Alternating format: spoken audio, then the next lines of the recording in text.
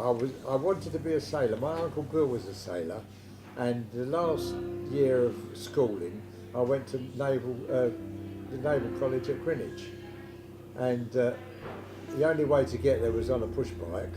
My dad bought me a brand new bike, and I was riding home one day. I got to Campbell, and a bloke came out the side turn, he knocked me off the bike and broke my leg.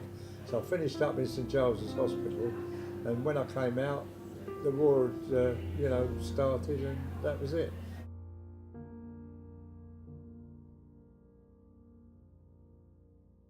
I volunteered for the Navy, but I got shoved in the Army.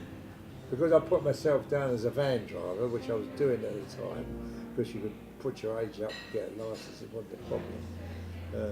And that was it. So that's how I started. So what was the first thing that you then did in terms of action? Where did they send you? Over to France, D-Day. D-Day was the first time? Yeah. There was thousands and thousands. I didn't go on my own. There was thousands and thousands of boats, soldiers. I was in the 7th Battalion Hampshire Regiment with the 4th and 5th Dorsets. And what happens is that you move forward and then you consolidate, and the next battalion moves through you. They leapfrog you. Yeah. And then the next battalion leapfrog you, and you pick up there and the leapfrog. That's how you keep going. Keep advancing all the time.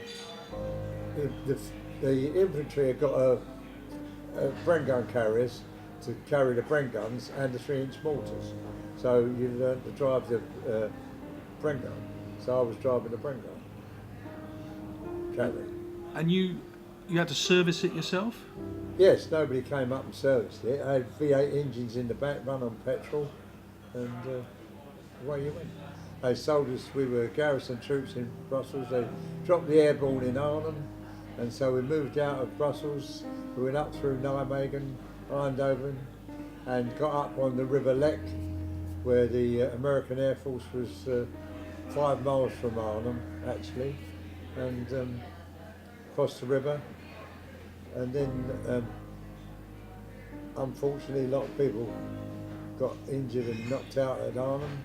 And then General Runstein, the German, made his push back through the Ardennes. And we got shoved down into the Ardennes. Try and stop that, which we did. And then we moved on and crossed the Rhine. Mr. Churchill came up. Lord Montgomery, don't fraternise with the Germans. We took a picture of the thing, don't fraternise with them. And the GAD, the Guards Armoured Div, took us across the Rhine, and we landed at Wessel, and then made our way up through to Hamburg.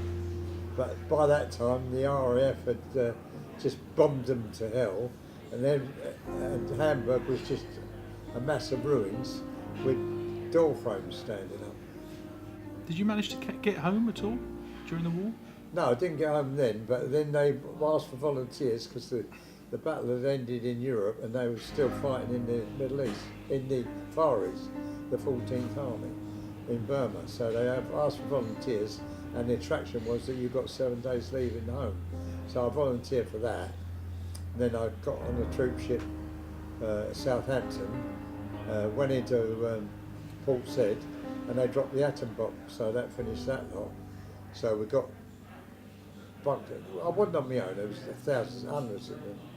The whole troop ship was filled with soldiers. And so they got us all off there, got into Cairo, or just outside Cairo, Heliopolis, on the Great Bitter Lakes. And we was under canvas there, then they sent us up to Palestine, which was Palestine, not Israel. And then from there we came back into Egypt, and from Egypt we went to Cyprus, which was the most beautiful country I've ever seen, and they had a problem there, and then I finished up in Greece, where they had a problem there. Yeah. And from Greece I got demobbed. I mean, obviously there's one part which you may or may not want to talk about, and you can tell me if you don't. And you going into Belsen, Yeah. That is a horrific time, I guess. Yeah, but you smelt it 5 miles before you got to it. But I don't want to talk about it. No. Okay. I was paid in the army I had 121 days leave, and I'd only been home a week, and I started work, and that was it. And I haven't stopped since.